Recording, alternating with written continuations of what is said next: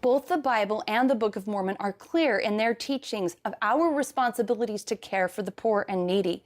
Indeed, Jesus said, "If you've done it unto the least of these, my brethren, you've done it unto me." And of course, he told the rich young ruler to sell your possessions and give to the poor, and you will have treasure in heaven, and come follow me. And also in the Book of Mormon, King Benjamin taught to succor those that stand in need and administer your substance to him that standeth in need. He condemned those who loved money and substance and fine apparel and the adorning of their churches more than the poor and the needy, the sick and the afflicted. And also, he has asked us to clothe the naked, feed the hungry, liberate the captive, and administer relief to the sick and the afflicted in Jacob chapter 2, verse 19.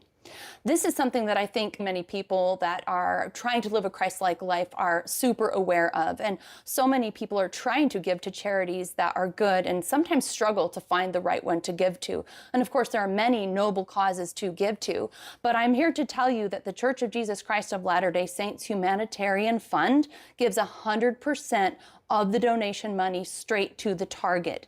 They are able to manage the administrative side and also add on to whatever the dollars are with volunteer hours. So not only are the dollars going straight to the target, but they're often plumped up with additional volunteer hours, so you're getting even more value. Now, I'm going to talk about the humanitarian efforts of the Church of Jesus Christ of Latter-day Saints because it is one of the fourfold mission of the church, which is to care for the poor and needy, to spread the gospel, to help teach members within the church and nurture them, and to also do temple and family history work for those who've passed on.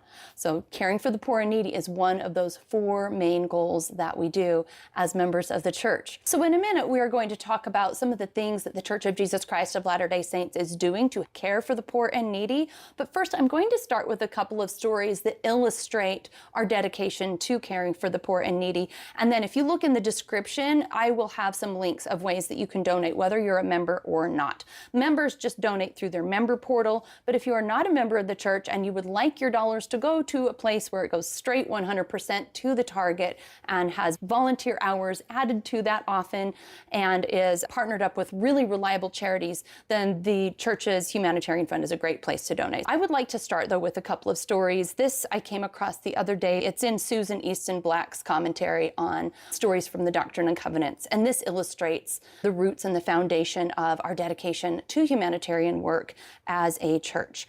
Since the foundational meeting of the Church of Jesus Christ of Latter-day Saints on April 6, 1830, prophets and members alike have ministered in one way or another to those in need of support. Take, for instance, Bishop Newell K. Whitney, who hosted a sumptuous feast after the order of the Son of God. The lame, the halt, and the blind were invited according to the instructions of the Savior. We then received a bounteous refreshment, end of quote. Then there was the prophet Joseph Smith. Andrew J. Workman wrote the following of him. I was at Joseph's house. He was there, and several men were sitting on the fence. Joseph came out and spoke to us all. Pretty soon, a man came up and said that a poor brother who lived out some distance from town had had his house burned down the night before. Nearly all the men said they felt sorry for the man.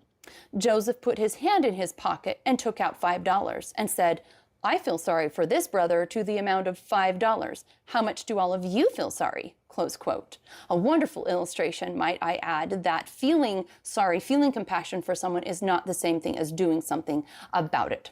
Such care and support was not an isolated incident on the part of the prophet, but one of many incidents that tell a story of giving assistance, which is vital to the eternal plan of our Father in heaven. For as the Savior taught that, inasmuch as you have done it unto the least of these, my brethren, you have done it unto me. When a rich man asked the Savior, Master, which is the great commandment in the law? Jesus said unto him, Thou shalt love the Lord thy God with all thy heart, and with all thy soul, and with all thy mind. This is the first and great commandment, and the second is like unto it. Thou shalt love thy neighbor as thyself. Through the years, the church has followed the expectation and order for support as established in Doctrine and Covenants, section 83. So for those who are members, they are familiar with that. For example, in 1849, Brigham Young founded the Perpetual Immigration Fund Company, commonly referred to as the Perpetual Immigration Fund, to provide economic assistance to more than 30,000 Latter-day Saints who desired to emigrate to the Salt Lake Valley and surrounding regions. In 1851, President Young instituted a program of teaching Native Americans to farm by appointing 3 men as farmers to the Indians. By 1857, the 3 elders had helped the Native Americans cultivate more than 700 acres. In 1896, 40 years before the inauguration of a public employment service in the United States, Wilford Woodruff, one of our prophets, established an employment bureau for gathering and publishing information on employment opportunities, as well as compiling data on those needing employment. In 1918, Joseph F. Smith invited the women of the church to contribute 200,000 bushels of first-class milling wheat to the United States government to distribute to starving women and children of the Allies following World War I, and so forth. So this is just a little illustration of some of our dedication to humanitarian work. So I'll tell a little longer overview of some of our work with humanitarian aid. In general, our aid is extended to all people regardless of their nationality, race, religion, religious affiliation, or political persuasion, whether in this church or in any other church or no church at all. I'm no longer quoting from Susan Easton Black, by the way. Now I'm just going off some statistics, many of which I have gotten from a video that I will also link in the description below. The early foundations of this movement to care for the poor and needy really started back in 1831 with what is called the Bishop's Storehouse, establishing local systems to care for the poor within the community. And these functioned as physical locations where food, clothing, and other necessities were distributed. Then in 1842, the Relief Society was founded, which is one of the oldest and largest women's organizations in the world. And the focus of the Relief Society from its inception was to provide charitable relief. It was to help organize the women so that they could act on those charitable impulses they had to reach out and help other people, but they needed support networks, other women around them to help. People working together can do so much more than just us as individuals, right? Then in 1936, the church's welfare program formally was established. It was established during the Great Depression to assist members struggling with poverty and unemployment. And it helped to integrate Bishop's Storehouse, now over 150 globally, and employment centers like DI, thrift stores, and farms where individuals work to provide for themselves and others. So we were really hard at work networking and trying to create systems to help the people help themselves and to, give to the poor and needy. So post-World War II, there was a global outreach as well. There was a specific event in 1945 to 1946. Ezra Taft Benson, who later became a church president, led a critical mission to deliver aid to starving members and non-members in war-torn Europe. This marked a significant expansion of aid beyond North America. So now let's talk a little bit about the birth and growth of LDS Charities. So there was a catalyst for LDS Charities in 1985. There was a devastating famine in Ethiopia that spurred a monumental church-wide fast, which would be worldwide for the church. This single fast raised millions of dollars, where members of the church were asked to fast for 24 hours and then give the money they would have saved from that, plus more if they can afford it, to this fund. And this really demonstrated the collective power of what members can do as they work together to relieve suffering. So because of this, there was an outpouring of compassion that led to a formal establishment of LDS Charities, known as the humanitarian arm of the church. LDS Charities has moved beyond general relief to focus on specific high-impact areas of relief, such as clean water, maternal and newborn care, vision care, providing wheelchairs, food production like teaching sustainable farming, and then immunization campaigns, including education, support, and oversight for vaccine delivery. So really trying to look at and target specific areas that are going to raise the level of the standard of living and of the quality of life, obviously try to maintain life, sustain life, and these initiatives are ones that have been targeted that are very helpful. So now let's talk a little bit about the recent scale of humanitarian efforts. We have, as a church, a significant financial commitment, and it is growing annually. Back in 2022, the total humanitarian relief expenditures topped $1 billion, and then in 2023, it jumped to $1.36 billion across 4,119 projects in 191 countries and territories. So this is a significant increase, and I certainly imagine that such increases are going to continue. One thing that's so important to note about this, though, is the church covers all the overhead expenses associated with its humanitarian efforts. All of the expenses are covered. So, wow, like super cool. This means 100% of donated funds go directly to programs, which is a huge differentiator between the church's charitable arm and many other charities. We also have massive volunteer power. So back in 2023, members of the Church of Jesus Christ of Latter-day Saints volunteered and contributed 6.2 million hours of humanitarian service worldwide. This doesn't mean just like their regular church service, like functioning in their callings. This is humanitarian service specifically to aid in disaster relief and in some of these initiatives that I've already talked about. So this labor, again, it significantly plumps up the impact of the money that is given. So if you give $1 and you have to pay, administrative costs on that dollar, maybe 50 cents or 25 cents will make it where it goes. But what if you didn't have to pay any of the administrative costs and you get free labor? So now that dollar has like $2 value, right? We're talking such a huge difference. You give $1, it's more like $2 value rather than like 25 or 40 cents value. My excitement about that has nothing to do with the specific testimony of Joseph Smith. Like I have a testimony of Joseph Smith, of the Book of Mormon, of prophets, of Jesus Christ, of the Latter-day Saint Church being the restored church. Like all that is wonderful. But even if you didn't, even if you thought negative about all those things or you weren't into it, fine, but you got to look at the numbers here. What we're doing with humanitarian dollars is we're stretching it out and making it so efficient. So if I was not a member of this church, I would still want my humanitarian dollars to go to their humanitarian fund. Really cool. Okay, so let's talk also a minute about the Women and Children's Initiative, which is a new major effort.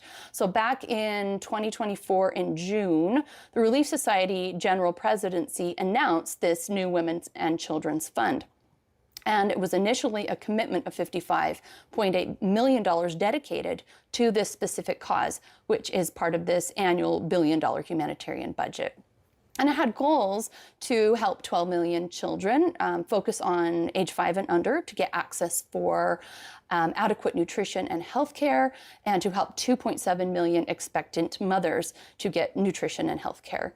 And the target is for 12 specific countries with a high rate of maternal and child malnutrition and mortality. So really trying to target where you're going to get the most benefit from these interventions.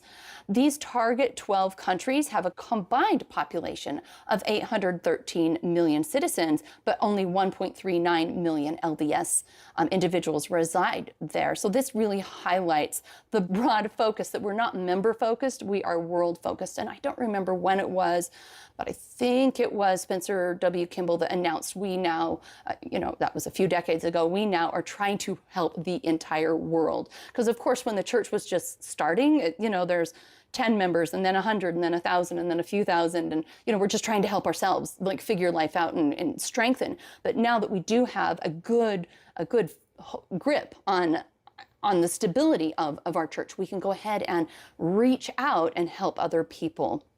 So really exciting. And we are also collaborating with a 9-member consortium of highly experienced and reputable humanitarian organizations. And you can look those up online. Who does LDS Charities partner with? And they are organizations that have been around for many decades and have proven themselves to be high quality, delivering on their promises. And this consortium helping women and children is also led by the women of the church, specifically by the Relief Society General Presidency, which really demonstrates their significant role there. So, okay, let's talk about more on the Women and Children Initiative. It's focusing on evidence-based health services to provide treatment and preventing malnutrition to those in the greatest need. All right, so let's talk about the why behind all of this giving. Well, our core doctrine is really the principle of caring for the poor and needy. And it is not optional if you want to be a good disciple of Jesus Christ. It is critical for your walk with Jesus Christ, for following him and trying to call yourself at all his disciple. You need to be aware of the poor and needy and doing what you can. So it's an indispensable element of what the church is doing. But as, like I said earlier, there are 3 other missions as well. One is to spread the gospel, one is to nurture the saints within the church, and one is to provide temple and family history work for those who've passed on. So we're juggling here. And as I mentioned in a previous video too, this big fund of billions of dollars of money, we're also preparing for the return of Jesus Christ. So we need to be extremely stable. We need to be so stable that if the economy fell, if shipping changed and agreements between countries fell all apart, that we can continue to pay for our temples and we can continue to provide infrastructure to members and help our people along. And really, the prophet is the prophet to the entire world, not just to some little insular group of people that call themselves Latter-day Saints. He is trying to watch over the entire world. So there really is no man on this planet who has more responsibility than the president of the Church of Jesus Christ of Latter-day Saints. Because whether you believe that he's a prophet or not, the way we see him and the way he experiences his role as prophet and what we believe God is asking him to do is to watch over the planet, to be prepared to help to the greatest degree possible all of God's children on this planet. So I think that's really important to keep in mind. So another why behind what we're doing with this humanitarian work is we want to emulate Christ, of course. We have a deep spiritual imperative to emulate Jesus Christ's selflessness and love and service to all of humanity. Another really cool thing is because of our tradition of lay leadership and cultivating levels of leadership within the church, we have a great network of people ready to lead, ready to organize, and ready to provide that leadership within the structure of the church. And high-level church leaders have a lot of education and a strong background in academics and civic and financial and commercial lanes. And so you have, people at the top layer of church that are really, really competent with organization. And then again, because we're churning with everyone's learning how to lead as we work in different callings within the church. There's networks of people that can be called upon, and everyone's, expected to be a leader in some ways. So really cool. All right, a financial stewardship also that the church has. The church has significant financial stability, and large private endowments of stewardships enable these massive humanitarian expenditures funded by members' tithing and offerings. I'm going to put a link in the description as ways that if any of you want to donate to the church's humanitarian fund, you can do that even if you're not a church member. Even if I chose to be of a different faith, I would be excited and feel really confident in giving to this humanitarian arm. I love what the church is doing to be sustainable and wise in who they're giving to. I was listening to a podcast the other day where one of the leaders of the humanitarian arm was being interviewed, and she said, you would be surprised at how challenging it can be to make sure the dollar goes to the right people who are doing the right thing at the right place for the right folks who need it.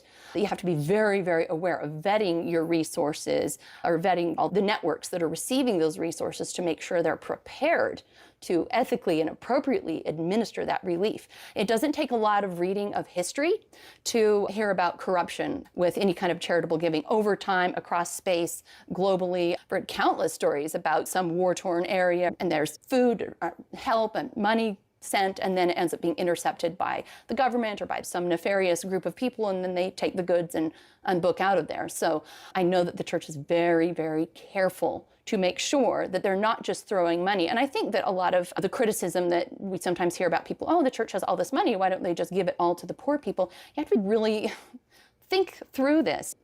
Say you had adult children, maybe a couple of them were financially independent and the rest of them were struggling. They're going to be struggling for different reasons. And so you would think very carefully, how and when do I help this adult child? Am I helping them in a way that's going to help them to help themselves in the future?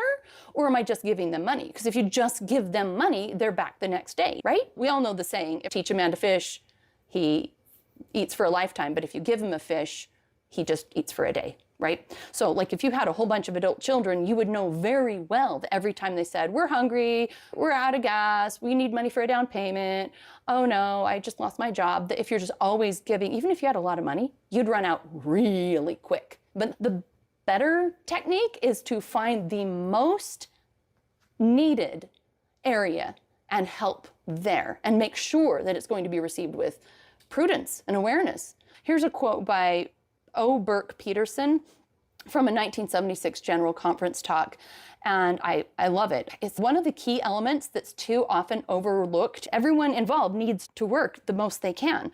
So priesthood leaders who understand will not forget this basic principle. Souls can be destroyed when getting is not partnered with giving as well. When the church is being accused of, oh, you have billions of dollars, why don't you just give it all away?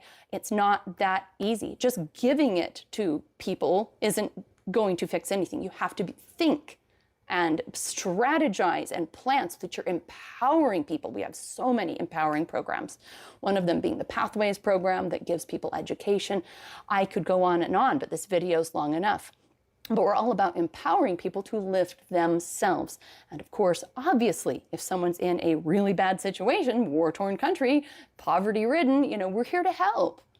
But it's not an entitlement where, hey, we've got a lot of money, just go give it to everybody, because again, that's not going to go anywhere very fast. And we have a fourfold mission to do 4 different things. One of them, very important, is to care for the poor and needy, but it is not the only thing that the church is doing. The church has to manage all of their priorities. If you have children that are asking for your money, you still have to make your house payment, buy your groceries, plan, invest in your 401k, pay your healthcare. You still have to do all the other things you're doing, right? And that's what we're talking about here. So I hope you've really enjoyed this episode on humanitarian giving and efforts within the Church of Jesus Christ of Latter-day Saints. And I hope that you are interested and excited to donate. I know that it's my very favorite fund to donate on top of tithing. I really get excited about donating to Humanitarian. I think every dollar is going to go straight to someone who needs a wheelchair or who needs nutrition training or disaster relief. So I will leave that with you with my testimony that I know Jesus Christ wants us to use our resources to help each other. He doesn't want us to sit back and criticize about who's not doing enough or to be terrified that, oh no, the world's falling apart. He says, use your talents, improve upon what you have, and serve where you can, so that then you are not a stranger to me. And I will say, welcome, come join me in my kingdom because you did my works and you are now more like me. That's what Jesus wants for us. And I leave that with you in the name of Jesus Christ. Amen.